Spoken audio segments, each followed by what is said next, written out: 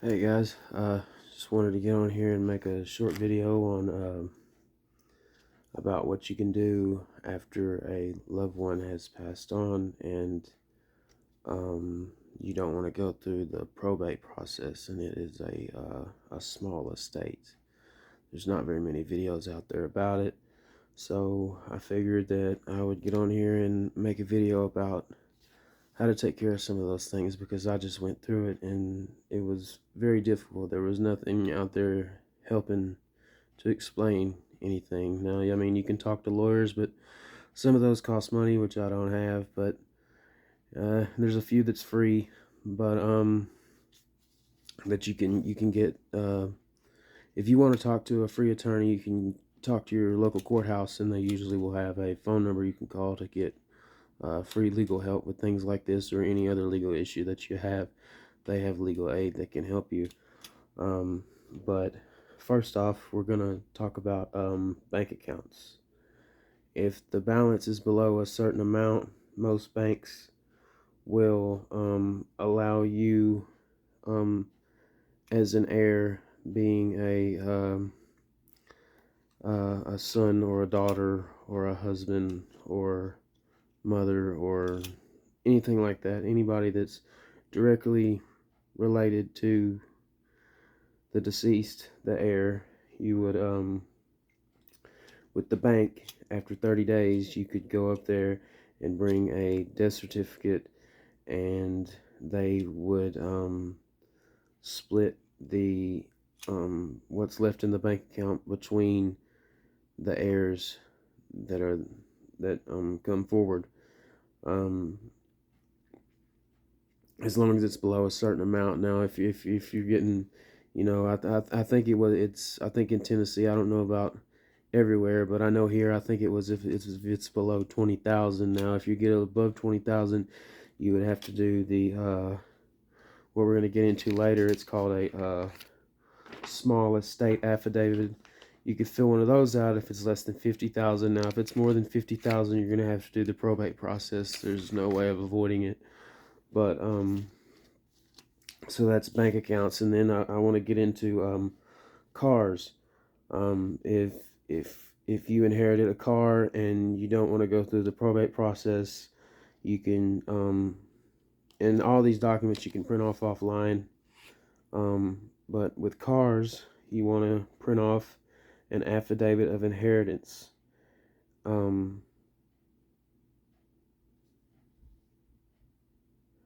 Yeah, an affidavit of inheritance. You would print off an affidavit of inheritance, and you would fill that form out. It basically just asks you, your name, the deceased, the vehicle you inherited, the VIN number, the make and model, all that good stuff, and you sign it, and then you take it to your local clerk's office where you get your tags, and they will transfer the vehicle into your name.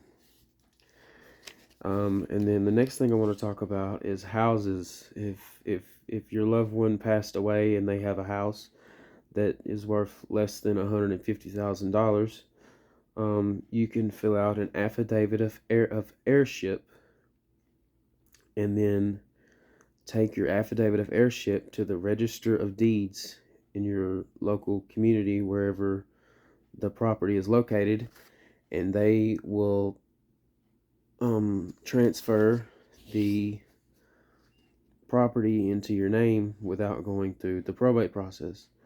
And like I said, that's a small claim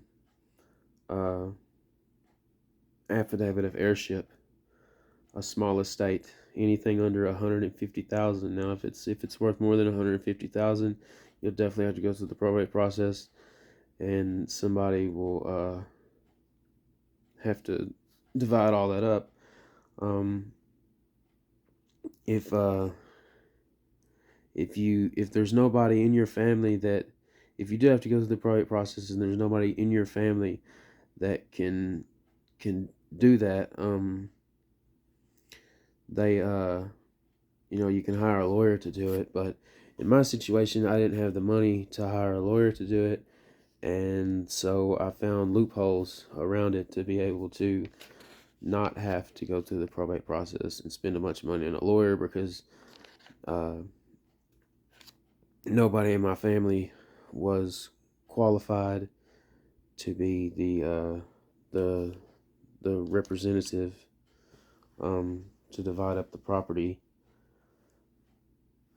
And then the last thing that I want to talk about is, if you have anything else left that you were not able to take care of um, through the with the bank, like um, let's say there was more than 20,000 in the bank, or uh, you know, they had a bunch of property that didn't have titles, like, you know, trailers or stuff in storage units, things like that, that you were not able to divide up without all any of these other options that I just spoke about. You could do a small estate affidavit, and that is, you can use that to do checks.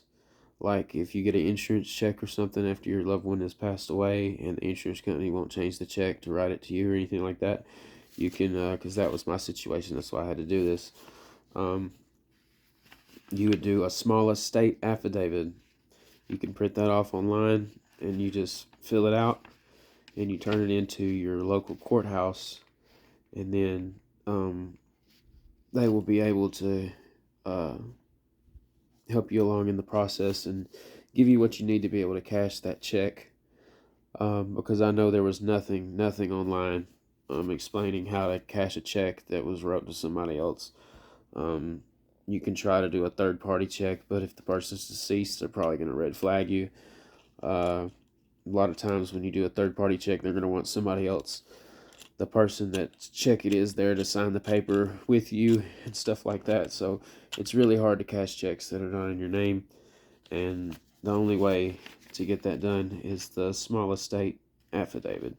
Now, unless the bank account is still open in their name. Now, if the bank account that was in their name is still open, now you can deposit that check, and then you could do the first option with the bank, wait 30 days, and then go. But we had already done that, and then after the fact got a check. So we had to do the small estate affidavit. So anyway, that's about it. I just wanted to get on here and explain some of that stuff, maybe help some people out, because I was really struggling on figuring out how to do this stuff, and I had to learn it all the hard way. And it's took me, let's see, it's took me about 4 months to get all this done and to learn all this. So hopefully this will help you, and you won't have as much problems as I did. Thanks. Have a good one, and keep watching my videos.